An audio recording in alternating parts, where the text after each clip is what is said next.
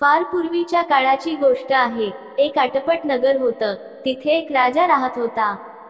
त्याला 4 बायका होत्या। राजाने प्रत्येकीला एक एक काम वाटून दिलेलं होतं। पहिलीला दूध दुभते सांभाळायचं काम सांगितलेलं, दुसरीला स्वयंपाकाचे काम सांगितलेलं, तिसरीला मुलाबाळांना सांभाळायचं काम होतं आणि चौथीला आपली सेवा करायला सांगितली। अशी काम वाटून दिली। असं बरेच दिवस चाललं। पुढे पुढे बायका आपापसात भांडू लागल्या। पहिली म्हणायची, तूच का मुलाबाळांच करायचा, दूध दुभत्याच तू का करू नये? दुसरी म्हणायची, हिनेच का राजाची सेवा करायची आणि आम्ही का करू नये? तिसरी म्हणायची, मीच का स्वयंपाक करावा? अशी चौघींची भांडणं लागली। एके दिवशी हे भांडण राजाच्या कानावर गेले। राजा हे सारा ऐकून खूप उदास झाला। त्याचा चेहरा चिंताक्रांत झाला। तो तसाच उठला आणि राजदरबारात गेला। इतक्यात तिथे वसिष्ठ आले। राजानं त्यांना नमस्कार केला, बसायला आसन दिलं।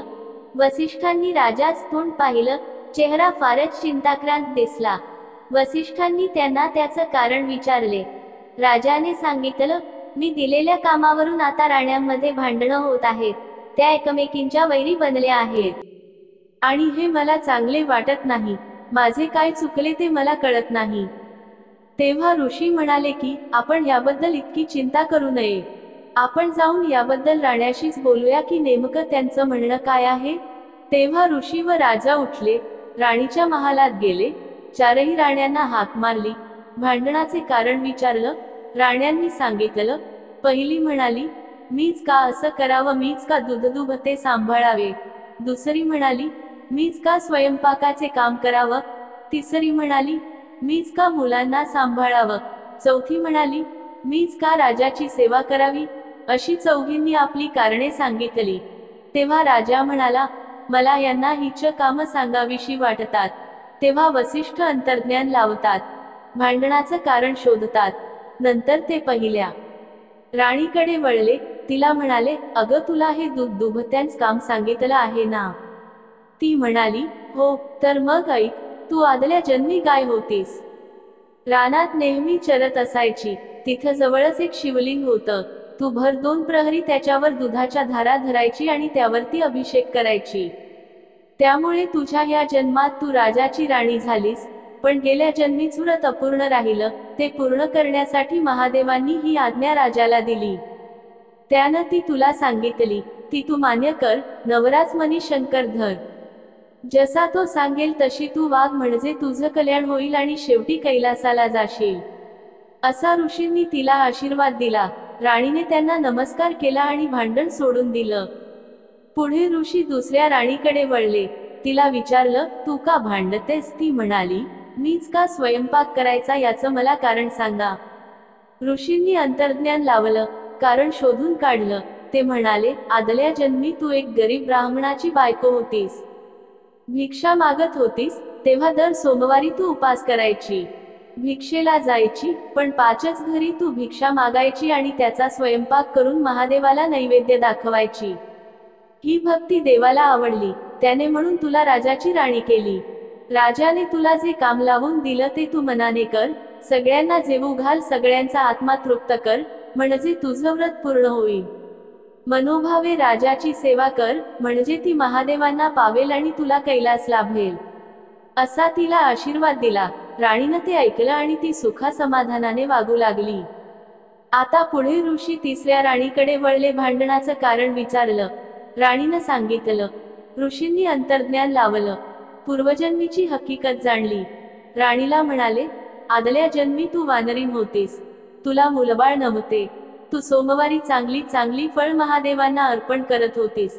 दर सोमवारी स्वतः तू उपास करायची, असा तुझा नेम होता, म्हणून तुला देवानं राजाची राणी केली। तू दिलेल्या फळांनी देवानं तुला या जन्मी मुलं दिली। राजानं ती तुला सांभाळायला लावली, ती तू आनंदाने सांभाळ, सुखाने वाग, यातच तुझे कल्याण होईल, तुला महादेव प्रसन्न होतील, असा तिला आशीर्वाद दिला। राणीने नमस्कार केला व सुखाने वागू लागली। आता पुढे काय झालं? ऋषी चौथ्या राणीकडे वळले, तिला भांडणाचं कारण विचारलं।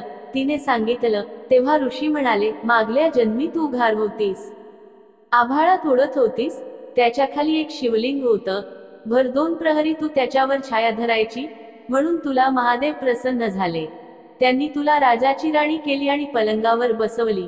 जसं त्यांना तू सुख दिलं तसं तू राजाला दे, म्हणजे तुझं कल्याण होईल, असा आशीर्वाद दिला. ऋषींनी 4ही राण्यांचं समाधान केलं आणि भांडण मिटवलं. राजाला आनंद झाला व ते दोघे निघून गेले. पुढे सगळ्या राण्या आनंदाने वागू लागल्या. ही 60 उत्तराची कहाणी. 5 उत्तरी सुफळ संपूर्ण. सोमवारची खुळभर दुधाची कहाणी. एक आटपाट नगर होतं. तिथे एक राजा होता. तो मोठा शिवभक्त होता. त्याच्या मनात आलं, आपल्या महादेवाचा गाभारा दुधाने भरावा. परंतु हे घडेल कसं अशी त्याला चिंता पडली. प्रधानाने युक्ती सांगितली, दवंडी पिटवली. गावातल्या सर्व माणसांनी आपल्या घरचं सगळं दूध घेऊन दर सोमवारी महादेवांच्या देवळी पूजेला यावं. सर्वांना धाक पडला. घरोघरची माणसं घाबरून गेली. कुणाला काही सुचेनासं झालं. राजाने सांगितल्याप्रमाणे घरात कोणी दूध ठेवलं नाही. वासरांना दूध पाजत नाही, मुलांना देत नाही. सगळे दूध देवळात नेलं जातं. गावचं सगळं दूध गाभाऱ्यात पडलं तरी देवाचा गाभारा भरला नाही. दुपारी एक चमत्कार झाला. एक म्हातारी बाई होती. तिनं घरचं कामकाज आटपलं. मुलाबाळांना खाऊ घातलं. लेकी सुनांना खाऊ घातलं. गाई वासरांना चारा घातला. त्यांचा आत्मा तृप्त केला. आपल्या जीवाचं सार्थक व्हावं म्हणून थोडं गंध व फूल घेतलं. 4 तांदळाचे दाणे घेतले. 2 बेलाची पानं घेतली आणि खुळभर दूध घेतलं. आजी देवळात आली. मनोभावे पूजा केली. थोडं दूध नैवेद्याला ठेवलं. देवाची प्रार्थना केली, हे महादेवा, नंदिकेश्वरा, राजानं पुष्कळ दूध तुझ्या गाभाऱ्यात घातलं. तुझा गाभारा भरला नाही. माझ्या खुळभर दुधाने भरणार नाही. पण मी आपली भक्ती भावाने ते दूध तुला अर्पण करते, असं म्हणून राहिलेलं दूध तिने गाभाऱ्याला अर्पण केलं. पूजा घेऊन मागे फिरली. इकडे तर चमत्कारच झाला.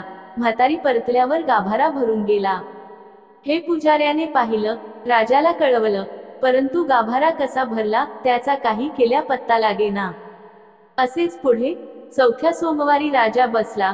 म्हातारी आली. तिने दूध टाकले. त्यावेळेस गाभारा भरला. राजाने तिचा हात धरला. म्हातारी घाबरून गेली. राजाने तिला अभय वचन दिलं. तिने कारण सांगितलं, तुझ्या आज्ञाने काय झालं. वासरांचे, मुलांचे आत्मे तळमळले. मोठ्या माणसांची हाय हाय माथी आली. हे देवाला आवडत नाही, म्हणून तुझा गाभारा भरत नाही. त्याला युक्ती काय करावी असे राजाने विचारले. तेव्हा आजी म्हणाली, मुला वासरांना दूध पाजावं. घरोघर सगळीकडे आनंद करावा. देवाला भक्तीने पंचामृती स्नान घालावा. दुधाचा नैवेद्य दाखवावा, म्हणजे देवाचा गाभारा भरेल. देव संतुष्ट होईल. राजाने म्हातारीला सोडून दिलं आणि गावात दवंडी पिटवली. पुढच्या सोमवारी राजाने पूजा केली. मुलाबाळांना, गाई वासरांना दूध ठेवून उरलेलं दूध देवाला वाहिलं. हात जोडून प्रार्थना केली. डोळे उघडून पाहतात तो काय, देवाचा गाभारा भरून आला. राजाला आनंद झाला. त्याने म्हातारीला इनाम दिला. लेकसुना घेऊन म्हातारी सुखाने नांदू लागली. तसं तुम्ही आम्ही नांदू. ही 60 उत्तरांची कहाणी. 5 उत्तरी सुफळ संपूर्ण.